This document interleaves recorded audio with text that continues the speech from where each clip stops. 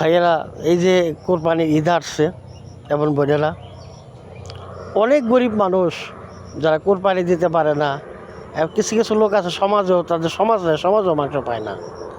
তারা যদি আপনাদের কাছে আপনার দুয়ারে আইসা যদি হাত পাতে যতটুকু সম্ভব দিয়ে দিন, তাদের মনে কষ্ট দিয়েন না। কারণ তারাও বছরে একটা দিন কোরবানি মাংস খাওয়ার জন্যে আকাঙ্ক্ষা করে এবং কিছু নানান 10 বাড়িতে ঘুরে ঘেরে জমায় কতদিন খাওয়ার জন্য তারা আশা আকাঙ্ক্ষা করে।